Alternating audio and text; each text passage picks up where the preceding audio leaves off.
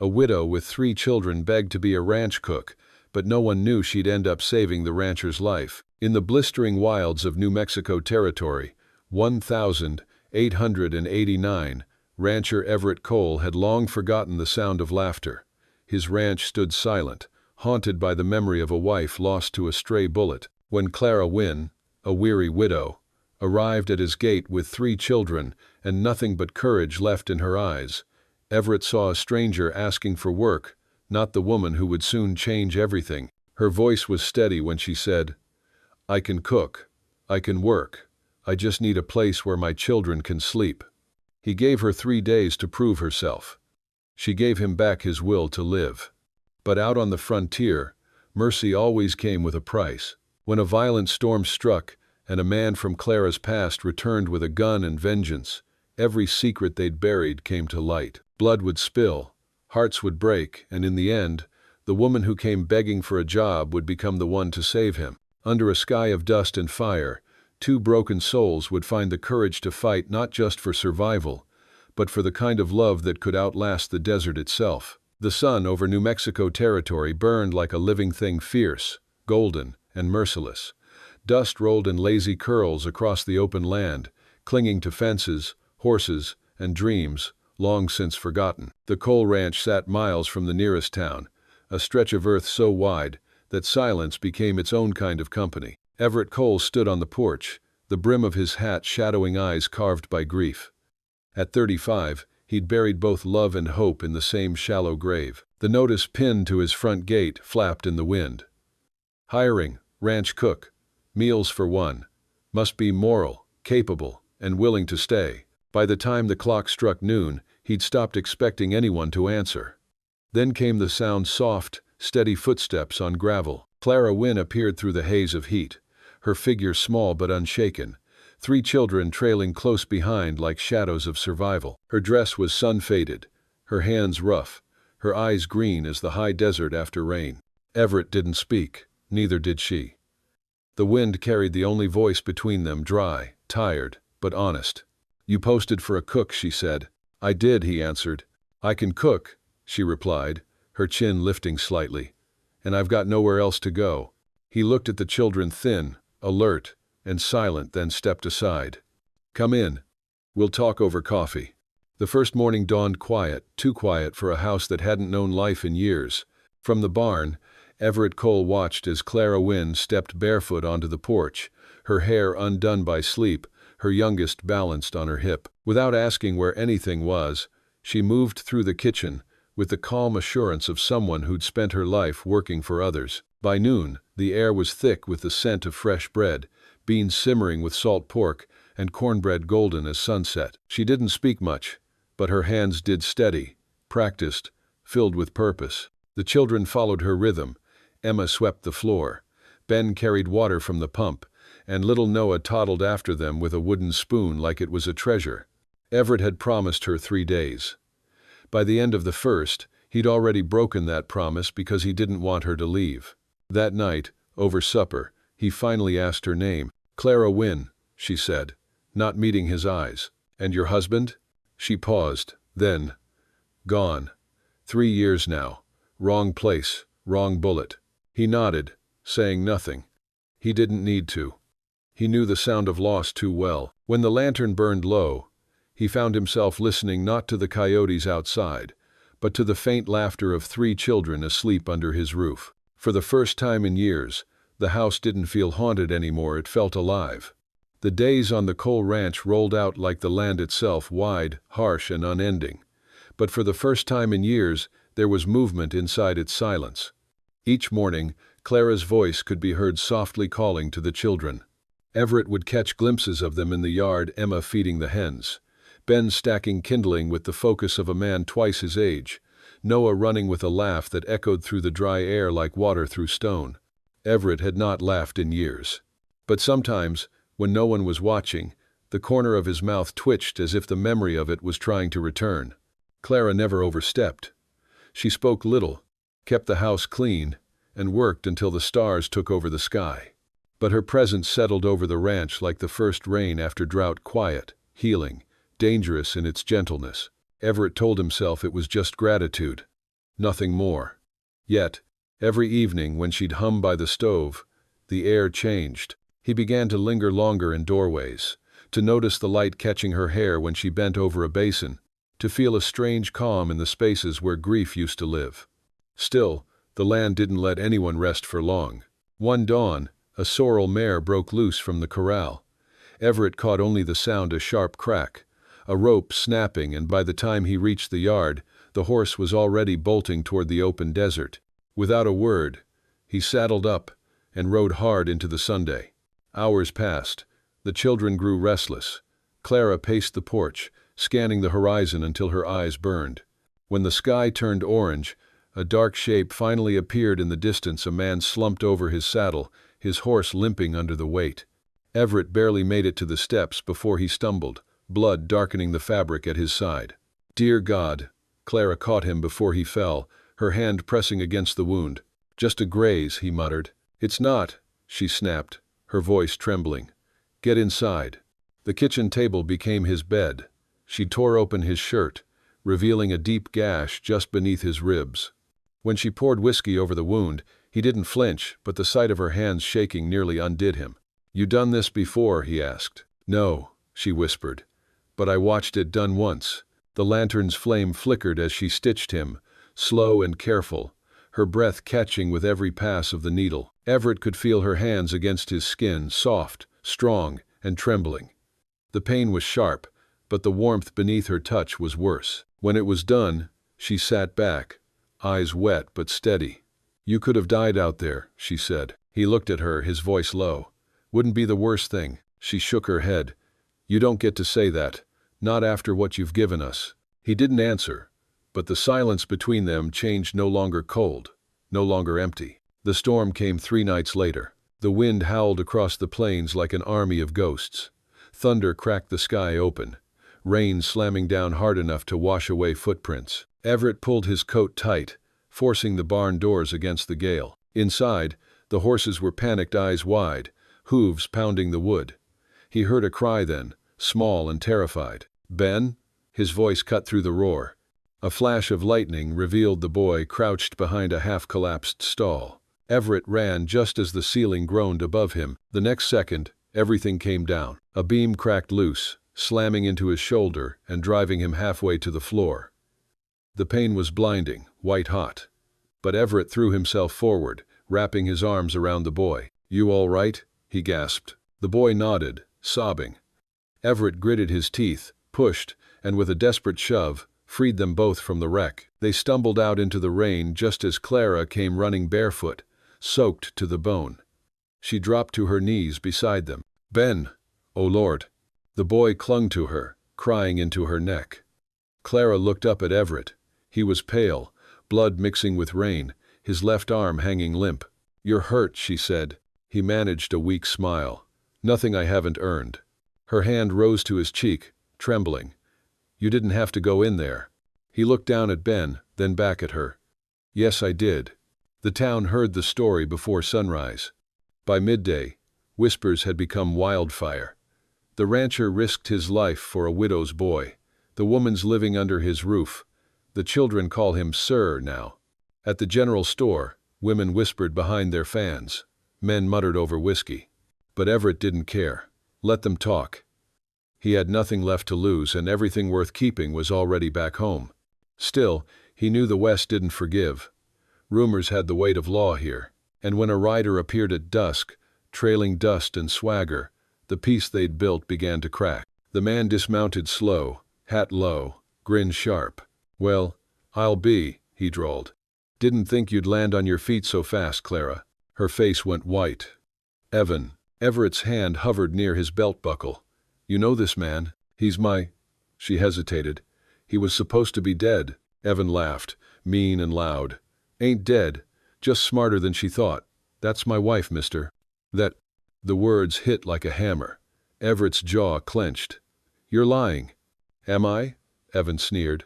"Ask her. No papers, no proof. Just her word against mine." And in a town that thrived on gossip, a woman's word was worth less than dust. Overnight, the whispers turned cruel. Adulteress, liar, sinner. When Clara went to buy flour the next morning, 3 women stepped out from the churchyard, blocking her path. "You brought shame here," one hissed. "Living with a man like you're married." "I thought my husband was dead," Clara said quietly. "I buried him in my heart long ago." "Then bury yourself with him," another spat. She didn't cry. She just turned and walked away back to the only place that still felt like home. Everett couldn't bear it. He rode into town that evening, rain still dripping from his coat, and banged on the pastor's door. "I need church records," he said flatly. "Evan Wynne. Service record. Next of kin. Proof." The pastor hesitated. Everett's voice dropped, steady and dark. "She has nowhere else to go, and I won't let lies destroy what she's built." By nightfall, the truth came in a folded letter from the registrar. Evan was never her husband, he was her late husband's brother. The real husband had died in the border skirmish, just as Clara had said.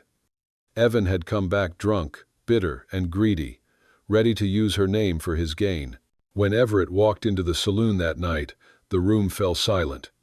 Evan looked up from his drink, smirking. Well now, the hero himself. Everett didn't smile. He didn't shout. He just said, loud enough for all to hear, "You lied to this town. You called a widow a whore. And you'll ride out before dawn or I'll bury you before it." Evan's laughter died quick when Everett's hand brushed the butt of his Colt. He stood, stumbled toward the door, and vanished into the dark. The next morning, Everett packed the wagon. When Clara stepped outside, her face pale, he didn't look at her. "You made it clear they don't want you here," he said to the empty air. "So, if you go, I go with you." The townsfolk had gathered by the fence, silent. The wind carried his words like judgment. No one spoke, no one dared. And in that silence, something shifted. The same people who'd turned against them now looked away in shame. The same mouths that had whispered now stayed closed. Days later, when the storm passed, kindness returned like grass after fire. Pies left on doorsteps. Spare lumber for the barn. Fresh seed for planting. No one said sorry. They didn't need to. Every soul in town knew what they'd seen: a man who'd nearly died for a child, not his blood, and a woman who'd stood tall through the fire. That was enough. Even after the truth had spread, even after Evan Wynne rode out under the shame of his own lies, the silence that followed was not peace. It was reckoning. For days, Everett Cole spoke little. He worked from dawn to dusk, with his injured arm still bound in cloth, forcing himself to move, to hammer, to mend. Clara Wynne watched from the porch, her heart twisting each time he turned away. The storm had passed, but its damage was quieter, now buried deep where words couldn't reach. At night, she could hear him pacing by the barn, hear the old boards creak under his boots. Sometimes, she thought he was talking to someone, maybe to the ghosts that still lingered on this land. One evening, she found him sitting by the fire outside, a cup of coffee cooling beside him. The stars spread wide above, cold and clear. "You ever sleep?" she asked gently. He looked up, his face shadowed by firelight. "Sometimes. Not when there's things worth thinking about." "Whoa." She stood in silence for a long time, then sat beside him. The wind tugged at her shawl. "You shouldn't have stood up for me like that," she said finally. Everett didn't answer right away. He took a slow sip of coffee, the sound of the fire crackling between them. "You think I had a choice? You could have let them believe what they wanted." His jaw tightened. "They've believed too many lies already. You didn't deserve another one." Her breath trembled. "You risked your life for my boy. Then your name for me. I don't know how to repay that." Everett set down the cup and met her gaze. "You don't. You live here. You raise those kids. That's payment enough." She smiled faintly, but there was sorrow behind it. "And you? What do you live for, Everett Cole?" He hesitated, then said softly, still trying to figure that out. As the weeks passed, spring bled into summer. The ranch came alive again, not just with work, but with laughter. The children ran barefoot through the fields. The smell of baking bread filled the air. Clara planted a small garden behind the barn, her hands stained with earth and hope. For the first time since the war, Everett caught himself humming while fixing a fence. Yet, beneath that quiet joy, there was something unsaid, a pull stronger than duty, deeper than gratitude. One evening, as dusk painted the sky in gold and lavender, Everett came back from the north pasture to find the yard glowing with lanterns. Long tables stretched across the grass. Borrowed chairs from neighbors stood in neat rows. The scent of roasted pork and apple pie filled the air. He froze. The children were dressed in their best, Emma in a blue ribbon, Ben with slicked hair, and little Noah clutching a bunch of wildflowers. Clara stood near the porch, apron dusted with flour, cheeks pink from the fire. When she turned and saw him, her eyes softened. "What's all this?" he asked. She smiled. "Harvest supper. The town helped. Thought maybe we all needed to feel human again." Everett's throat tightened. "You did this?" She shrugged. "We all did, even the ones who used to whisper." As night fell, music began, the soft twang of a fiddle, laughter, the clinking of plates. For hours, the ranch was filled with sound again, not of loneliness, but of life. When the last dish was cleared, and the stars came out bright as glass, Everett walked to the porch where Clara sat resting, her hair loose and shimmering in the lamplight. He sat beside her, no words, no hesitation. After a long pause, he spoke. "You ever think about startin' fresh?" She turned to him. "What do you mean?" He looked at the yard, where the lanterns still swayed. "About stayin'. Not as a guest, not as help, as family." Her breath caught. "Everett." He raised a hand gently. "I'm not asking you out of pity, or debt. You brought light back to this place. To me, I just—" He stopped, exhaled. "I don't want to go back to silence." The night air grew still. The only sound was the slow beating of her heart. Clara turned toward him, her voice quiet but certain. "I love this land," she said. "I love what you've done for my children, but I can't let you take on my scars just because you think you need to." Everett's eyes darkened with pain, but not anger. "That's not what this is." "I know," she whispered. "But before I say yes to love, I need to know I can stand on my own 2 feet, that I'm not choosing you out of fear of being alone." He nodded slowly, jaw tight, respect flickering through the hurt. "Then I'll wait," he said quietly, "as long as it takes." Clara reached over, placed her hand over his. "Don't wait for me," she said softly. "Just live. That's all I ever wanted." 2 weeks passed.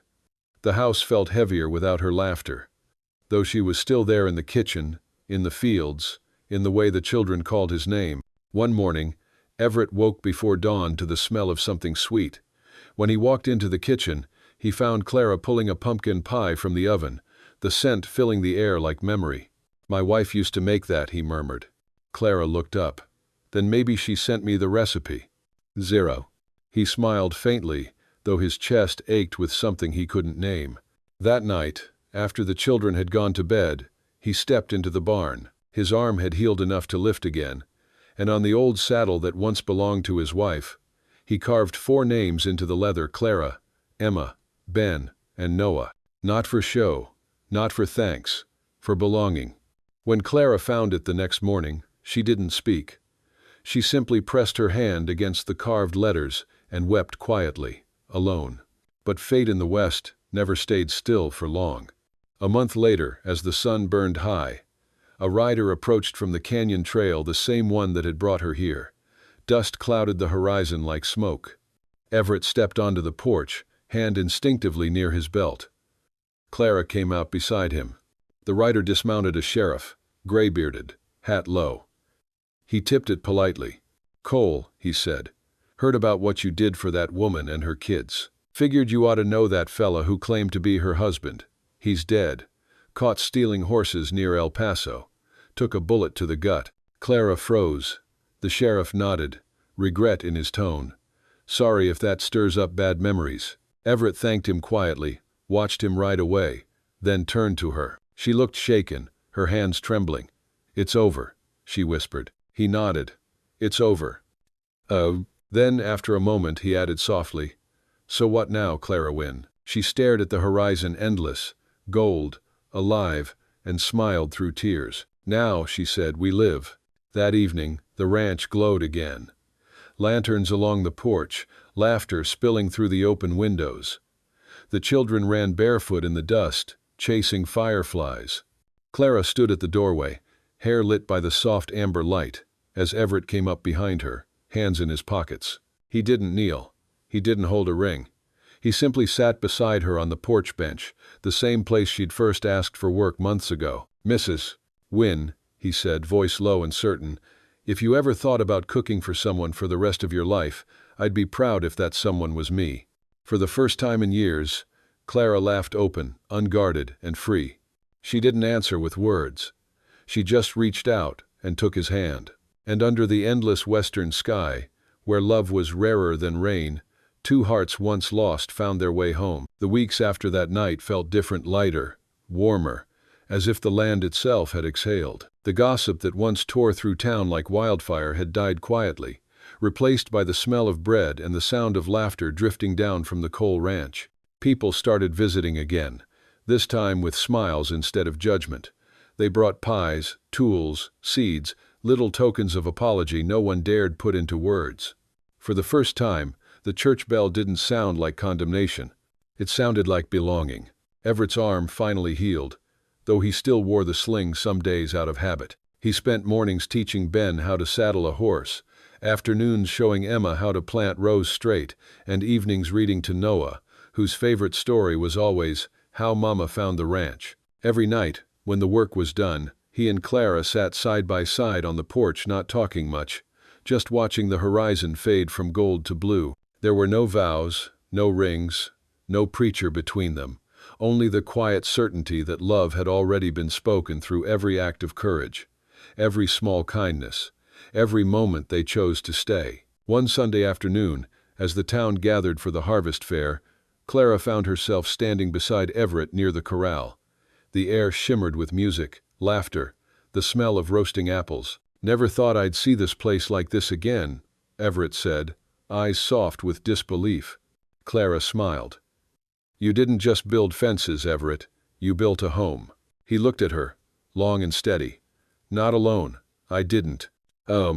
She met his gaze, and in that moment, without a single word, the promise they'd both been afraid to make hung clear between them. Love, in the West, didn't need ceremony. It just needed truth. That evening, after the fair, they saddled the horses. The children climbed onto the wagon, waving toward the neighbors who lingered with smiles and lanterns. The sky was a slow river of amber and violet, and the world smelled of dust and sweet hay. Everett took the reins, and Clara sat beside him. For a while, neither spoke. The road stretched long ahead, the sound of wheels creaking steady beneath them. Finally, she broke the silence. "Do you ever miss her?" He nodded once. "Every day. But the thing about grief, it don't ask permission. It just stays until it turns into something else, something quieter." She looked at him. "And what is it now?" His hand brushed hers on the seat. "Gratitude." She smiled faintly, eyes wet. "For her?" "For her," he said, "and for you." They rode on in silence, two people who'd walked through fire and found something worth keeping on the other side. That night, as the stars scattered across the sky, Everett went to the barn alone. He ran his hand across the old saddle, the one carved with 4 names. Then, slowly, he pulled his knife again and added a 5th. Cole. When Clara found it the next morning, she understood. The names weren't just carved into leather. They were carved into the land, into the life they had built together. She didn't say a word. She just leaned against him as the morning light spilled over the ranch, the same light that had once felt cruel, now soft and forgiving. In the end, there was no wedding dress, no church bells, no crowd. Just 5 silhouettes moving across the open plains at dawn.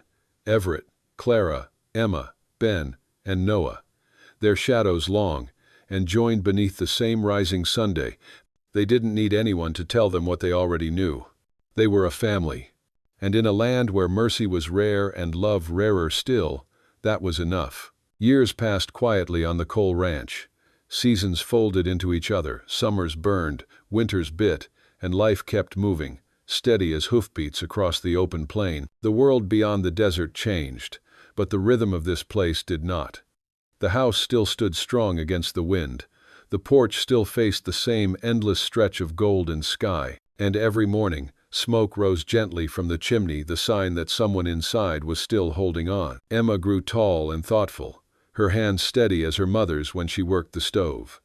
Ben rode beside Everett now, mending fences, his laughter louder than the coyotes at dusk. Noah, once the baby, had learned to read and would sit beneath the oak tree, telling stories to the chickens as if they were his audience. Clara Wynne, no. Clara Cole carried time with grace, her hair streaked with silver, her smile softer, her eyes still carrying that same quiet fire. She never stopped working, never stopped believing that hard hands and kind hearts could heal any wound. And Everett, though older and slower now, still rose before dawn.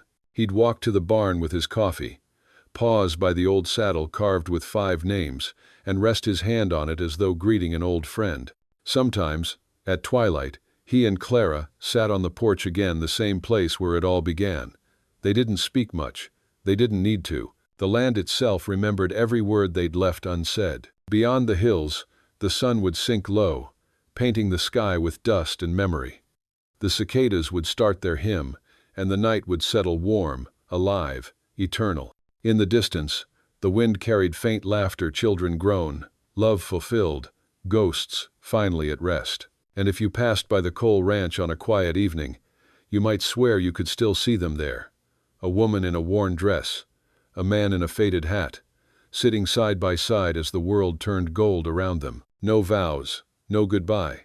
Just 2 hearts that had once been lost and finally found their way home. Some say the West was built by men with guns and grit, but truth is, it was held together by women with courage and love, strong enough to outlast the desert. If this story touched your heart, if you felt the dust, the courage, and the love of the Old West, then don't ride away just yet. Tap like it helps this story reach more hearts. Hit subscribe to join the Western Trail, where every tale is about love, redemption, and second chances beneath the western sky.